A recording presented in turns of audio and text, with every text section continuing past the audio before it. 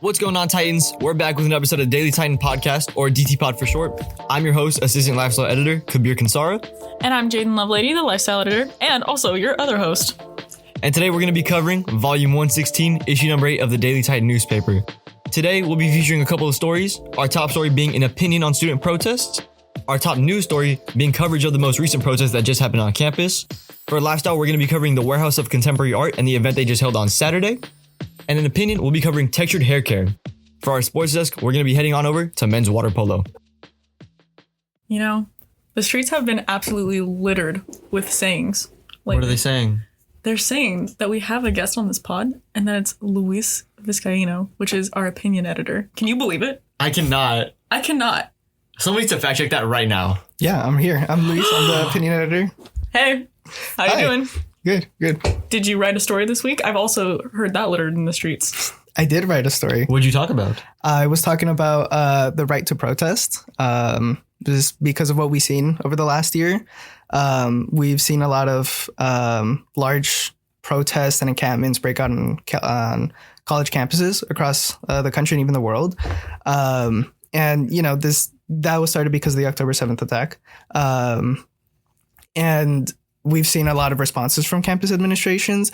In August, we saw the CSU Board of Trustees kind of update their time, place, and manner. Cal State Fullerton already had their own, but that was just like a broad, and, you know, it was a response to the protests that we saw. But I was just writing about the importance of paying attention to those kinds of rules, even if you don't have an interest in protesting, or, you know, if you think that you don't want to protest, or you think that like it's good to have these kinds of rules. To a certain degree, it is important to have these rules. But if we allow like the rule makers, everybody that's placing this, you know, they always use the defense that it's for the public good, or trying to keep ordinance, try to keep everything safe. If we don't keep an eye on that and make sure that it's actually neutral policies and things like that, it can pretty quickly turn into just complete silence of a right to protest. And, you know, when they create these rules and you break them even a little bit, it does allow them to engage like enforcement or things like that. And that can just push these protests to escalate. But that's basically the story. It's, you know, keep an eye on what administrators are saying, what you can and can't do. Yeah, it definitely it feels like a lot of smoke and mirrors from rule makers about like it's like performative listening, where they're like, yeah, we hear you, like we understand the struggle, but then it's like how much impact can you have if you're doing it within the confines of what people want you to do? Yeah, like the whole 1 hour with noisemakers. Like, I understand, like, yes, it is disruptive to class, but isn't the protest supposed to be disruptive? Yeah, protests are definitely, when you look at kind of the line of civic engagement, it starts off like you're going through a problem and you take the steps like, hey, maybe I'll go to the local city council and I'll speak on it. I'll try to get things moving. But it starts getting to a point where you start getting more engagement from people, or you start noticing that there's a lot more to this, or to the issue. And no matter what you do, you're just not getting a response from administrators, government agencies, from anything. And that's when it starts getting to the point where you decide like, okay, I'm going to go out and I'm going to make sure that like this is known. Like we need people to see that this is happening. We need people to acknowledge that this is happening, and we need to do it in a way that administrators just can't look away anymore. Not behind closed doors or anything. Like, we're going to be out on the streets marching and like chanting this. And when people do marches, they're more demonstrations, so that you have your signs, you're trying to call attention to something, kind of like what we saw with the Black Lives Matter protest. Yeah. That's from a long line of civil disobedience and just police brutality. Mm-hmm. It's from the Black Lives Matter movement comes from a long line of police brutality, and it wasn't their first resort. Right. The protest came after civil rights movement. Protests came after reports and trying to get these officers to comply with the laws that they're supposed to be enforcing, and to treat people equally. But it's demonstrations and protests are towards the last resort. This isn't enough.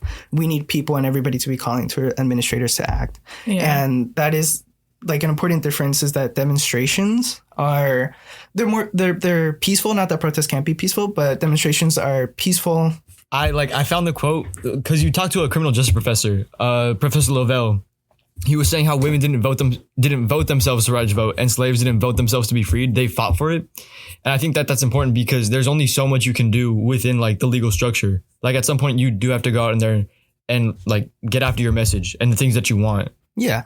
And it's definitely like those kinds of things. That's like just one of the biggest arguments in favor of protests, and kind of or cautionary of regulating these protests, because obviously government administrators, everybody were against those kinds of movements, you know, like at least in the South for the civil rights movement, or even during the Civil War, like there was protests, rebellions and everything, and it broke into the Civil War because of all the tensions.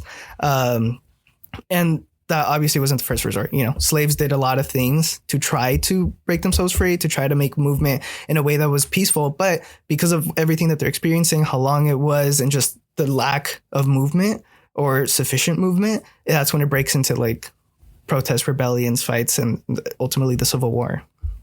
Did you run into like any problems when trying to write this article or researching it? There's a very fine line when speaking about protest, civil disobedience, and just First Amendment rights in general. There's a very fine line of being inflammatory or being like very, you know, call to arms type, and just kind of calling attention to like the rights that we have of being able to speak out, being able to show our dissatisfaction with the way that our government's functioning, or actions that administrators are taking or our leaders are taking. So trying to navigate that fine line of saying that you should pay attention to these protests, but you know, you should follow the rules as much as possible. But when it starts getting to the final resort, there's just only so much you can do, and that's when you have to come out and like, you know, really aggravate and try to make administrators, rule makers, policymakers, lawmakers, anybody with the power to change things. You have to make them uncomfortable, because that's the only thing that's going to make them move, because they have so many other things that they're trying to do. They're trying to, you know, if you're running a city, you're doing so many other things. And if you have a protest happening, you're going to try to like address what they're doing, either by silencing them or by trying to listen to them and like follow what they're saying. So that's one of the reasons why it works. They have so much on their plate. If you're not causing a little ruckus, they're not going to pay attention to you. Do you find that this is like applicable to campus as well? Like when you were writing this, did you have the focus of college campus protests, or were you thinking like more broadly? Like where did you pull, not inspiration, but like where did you pull data from? Yeah. So I did have college campuses in mind, you know, because of the year of all the protesting and everything that we saw. But this definitely applies overall, because all levels of government have some sort of rules on how and where and when to protest.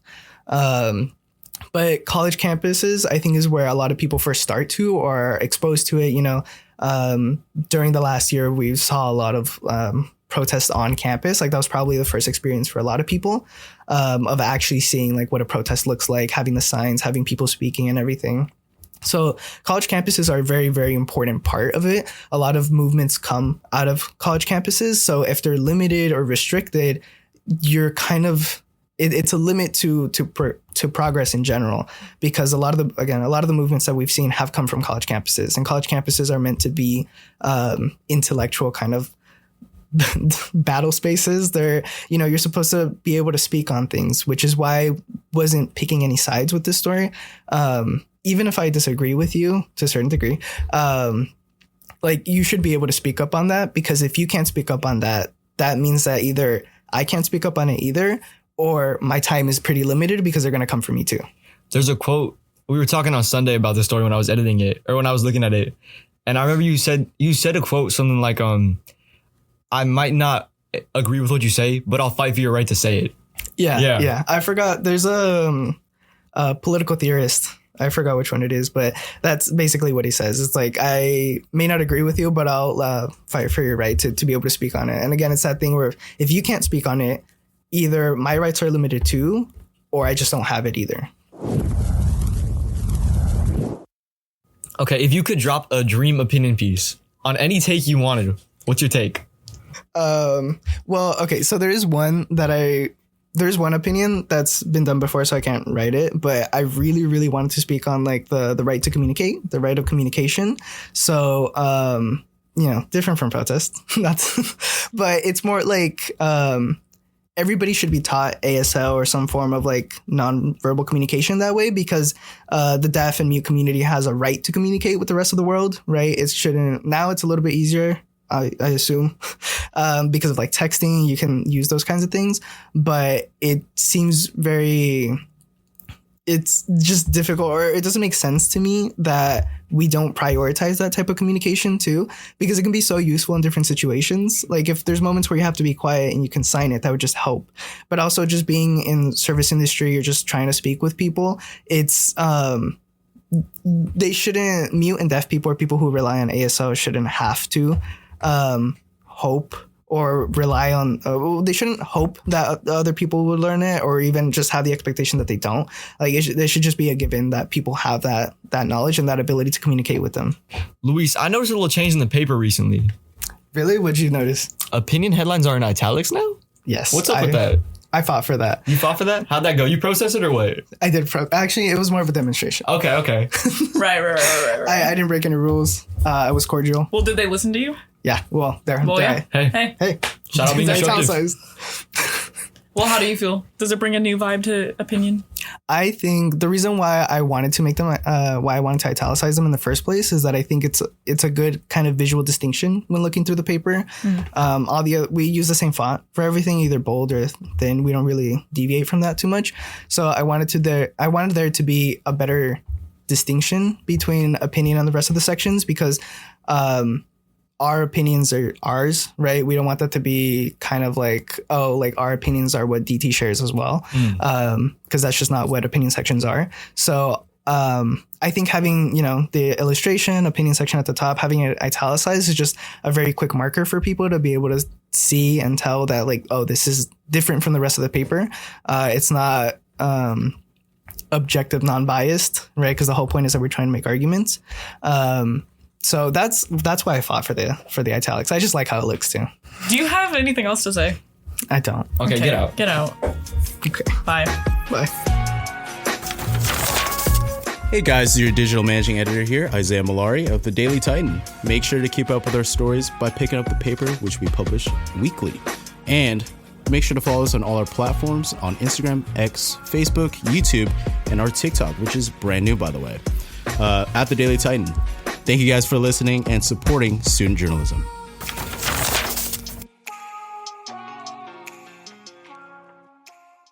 On the topic of protests, we're going to be covering an article from our news editor, Brian Jimenez, which covered the protest that just occurred on campus on the anniversary of the October 7th attacks. This protest is one of the first of the semester, and it was also one of the largest so far this semester, featuring multiple groups that took place in organizing it. And this also comes as one of the first protests of the semester after the implementation of the CSU Board Trustees' Time, Place, and Manner mandate. ASI signed a resolution to divest in companies that supported the war, and the CSU have claimed that they do not have any money invested in those companies, but they still said that they stand with the CSU Board's statement that they will not be divesting from companies that support that. Yeah. So honestly, as a student, it's disheartening at the very least. Very disheartening, to say the least. But I think one of the biggest takeaway from the story, I think it was really cool how they had so many impactful speakers at the protest. Definitely. Including, and hey, sorry about this pronunciation, but Sabri Al-Farah, he is a Palestinian student from Gaza who said that 300 of his family members have died in the past year, 50 being like unfortunately killed just last week. And I think having those people present and like having their voice present in the media and just, on campus, it really makes it real to the people who don't want to listen. Oh, definitely. It's one thing to just have someone speak on an issue. It's one thing to have someone live through the issue and then speak on their own experience with it. And to have someone firsthand come and say like what they've dealt with and what they've had to go through absolutely is so much more meaningful than just looking at statistics. Hearing someone's story is way more impactful. It definitely humanizes the issue to the people who still just want to turn like a blind eye and just act like it's not affecting the world. And it also just localizes it to students as well, because it's not just a Palestinian person, it's a Palestinian student that goes here. That's your classmate, that's your friend, that's someone that you see on campus. And it's someone that you need to understand is going through such a tough time because of the situation. Absolutely. All right, transitioning on to a lighter subject, we're going to be moving over to Lifestyle Desk for an event that we actually covered this weekend. What was the event?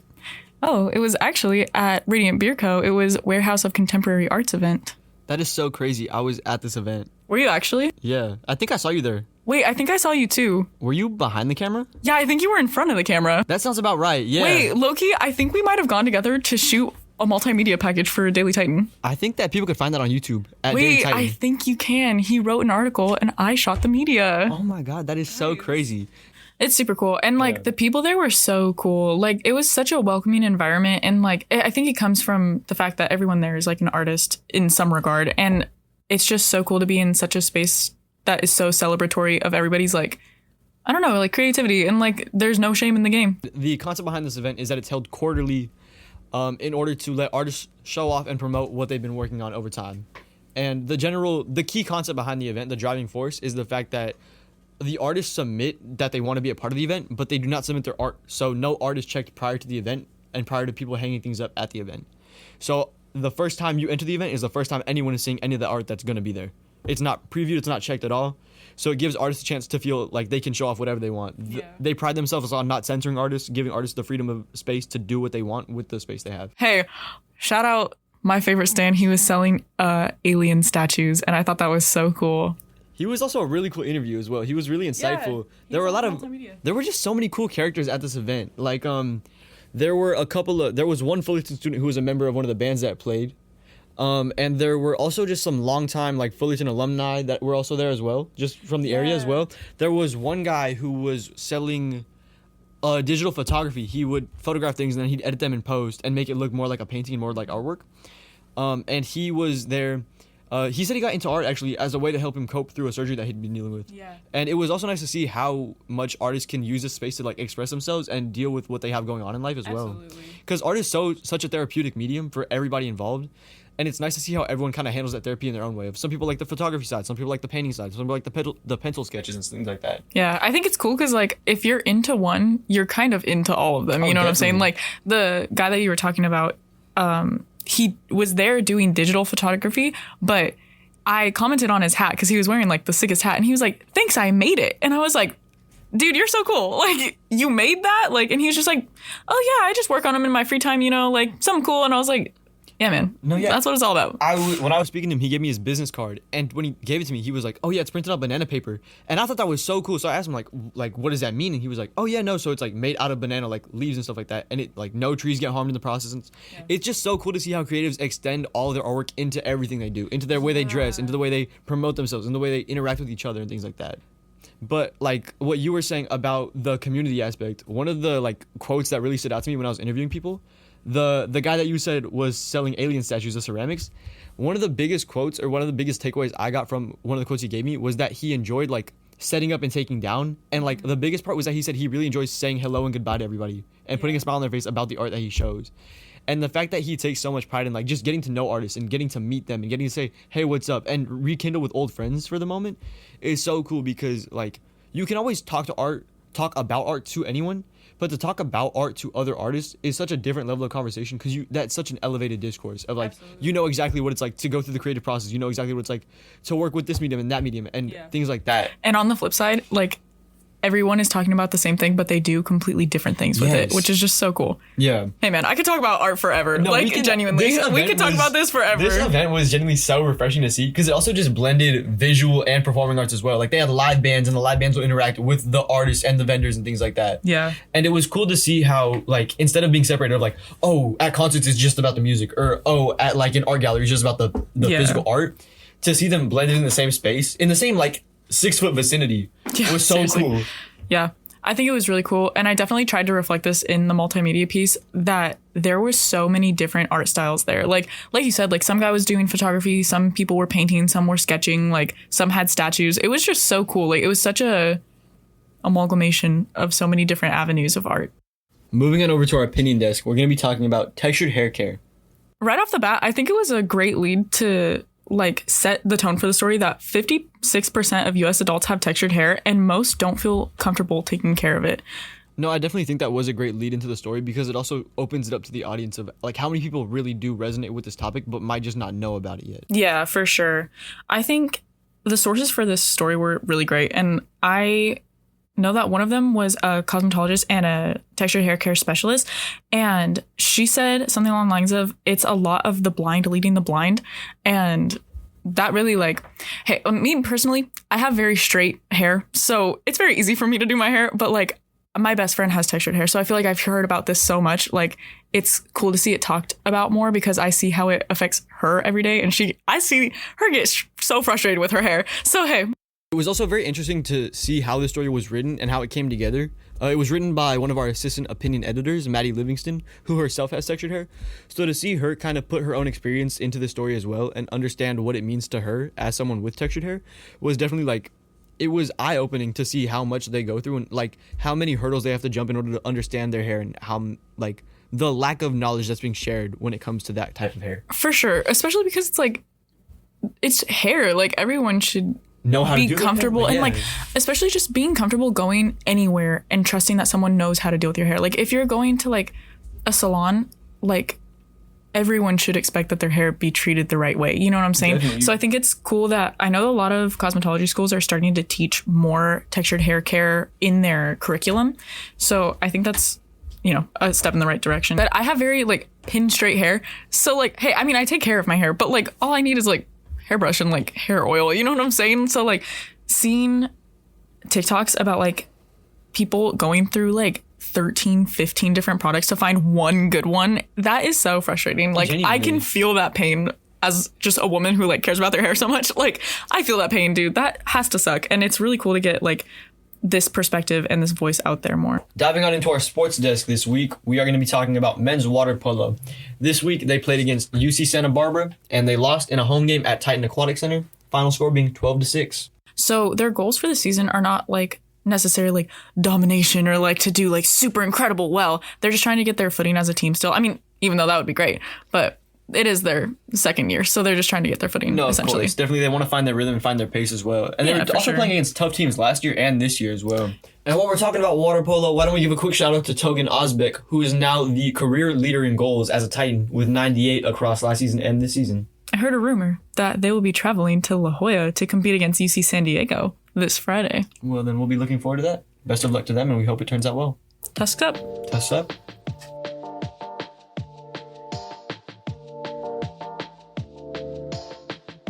All right, Titans, it's looking like that's it for us today.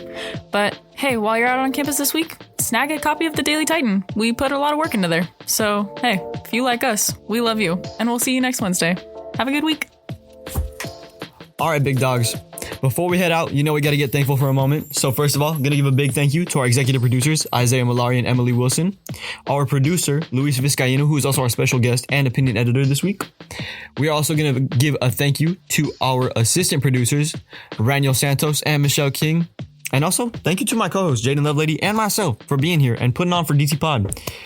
Make sure you guys grab a copy of that paper, check out Daily Titan on dailytitan.com, and read what we put out, because we put a lot of effort into it. Thank you all for listening, and we'll catch y'all next week. Peace out.